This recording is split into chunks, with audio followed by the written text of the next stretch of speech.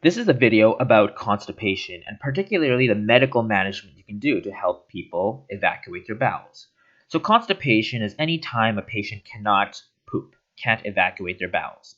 So after you have that patient, you've tried them on some medication like laxatives and some fiber, and it's not working out. What you need to do is differentiate. Is it a defecatory disorder or is it a problem in transit? And the way you do this is by performing a balloon expulsion test. This is basically shoving a balloon up their butt connected to a manometer and seeing if they can poop it out. If they are able to poop it out, that means it's not a problem with the rectum over here. It's actually a problem with the colon somewhere, meaning that you can defecate it out, your muscles are fine, but there's a problem either in bulk forming or stimulation. So this is slow transit constipation, and you can treat this with medical management. However, if they're not able to poop this out, this means something's going wrong with their muscles in their pelvic floor. And what you need to do is medication's not going to help for this, but biofeedback will. You basically have a manometer connected to their rectum here, and they see the live feedback going on, and they try to train their sphincters to relax. So the medications that you use are going to be in this order of stepwise fashion. The best ones you can use initially are bulk forming laxatives like psyllium and metamucil, and any fiber diet like apples, bran, flakes, things like that. And then we're going to talk about these a bit later. So bulk formers, as I said, fiber, cellulose, bran. The way these work, basically, if you remember from like grade 12 biology, that plants have a special cellulose layer that is undigestible by human enzymes, intestinal enzymes. So if you have more fiber that's undigestible by your intestine, water is going to osmotically essentially follow that, and it's going to cause your stool to bulk up. Now, the caveat is you have to be drinking a lot of water with the fiber, because if you just have fiber, then there's nothing, the water then can come, and you're just basically going to have sludge in your colon. That's not good. So once the water does come inside of the fiber inside of the stool, it's going to bulk up the stool, cause distension of the colon, and this way the stretch receptors are going to get activated. And lo and behold, posterior to the stool, you're going to have contraction, pushing the stool in this direction, and anterior to the stool, you're going to have relaxation, again expulsing the stool in the way you want it to go. The next thing you can use is Docusate, also stool softeners, which is the name of Docusate, the family of it.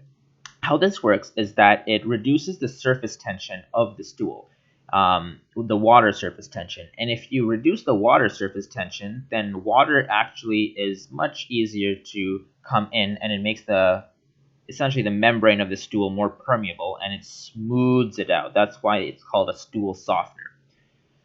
The next thing we can use is osmotic laxatives. So these include milk of magnesia, Miralax that we often use in the hospital, lactulose, and things like that.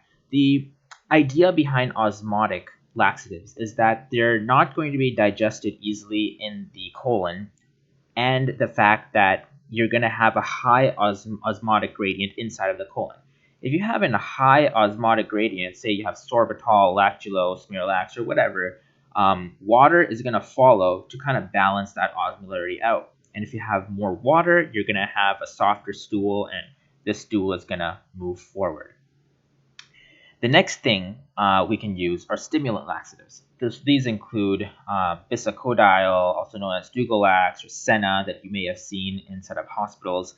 These are basically causing irritation of the mucosa, triggering muscle contraction, and again, movement of stool in the right direction through motility. But they also do work through electrolytes. So the one thing to be wary of these is that these can cause electrolyte disturbances. Now, finally, there are another class of medications with funny names, linaclotide and lubiprostone. The way I remember these and how they work is they start with L, and chloride has an L in it. And essentially, you can remember these work through the chloride channels. If you remember in first year medical school, we learned that the intestine has a unique way and how it works with the chloride channels. These basically work through cyclic GMP. They activate this receptor and eventually cause a whole cascade of reactions and expulsing chloride into the lumen. Because chloride is negative and sodium is positive, sodium gets pushed into the lumen to balance these out. And of course, wherever sodium follows, water is going to follow. And that's the whole reason. Once you have water, then you can have softer stools, and your stool is going to move forward by being soft. However, if all of that medication does not work, all of that medication management fails, then you kind of have to go rogue and go medieval on their butts. You basically have to do manual disimpaction because all the medication you're giving here, whatever it's doing, it's not making any difference at the bottom of it. So you have to stick your finger in their rectum and kind of rotate it in a clockwise or counterclockwise fashion to kind of break the bottom stool up. After you've done that, you want to give a fleet enema, which can be saline or mineral oil, to kind of shoot up their butt and at least make whatever your finger couldn't reach, but much softer. So you're kind of attacking the stool from both the bottom area and the top area. And then that should help. And if it doesn't, then you want to give a suppository, which is a medication like the bisacodyl or mineral oil suppositories that you can stick up their butt and kind of help dissolve the stool further. However, if all of that still fails, then you have to go get surgery. Because essentially, if you've tried suppositories, you've tried manual disimpaction, you've tried stimulants, laxatives, osmotic things, bulk forming things, and it's not working, you basically just have dead colon that it's not going to respond to anything. And you have to remove this and kind of anastomose these ends together. Sometimes you may actually not end up doing that or removing this whole thing and just having a colostomy bag in the end. So just to recap, whenever someone comes in with constipation, you have to kind of figure out what it is. Is it a defecatory problem or is it a transit problem? If it's a defecatory problem, the medication is not really going to help, and you need to kind of help them out by giving them biofeedback through an anal manometer and allow them to train their rectum muscles and relax. If it's a if it's a motility problem, then you basically want to do the medication management. First, you start with bulk forming because those are the best. And if that doesn't work, you can consider Docusate, Senna, which is a stimulant. However, because it works through electrolytes and irritation, this may cause electrolyte disturbances. You can try osmotic laxatives as well.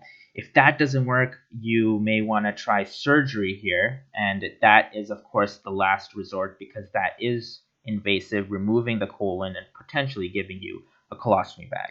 So that is constipation in a nutshell.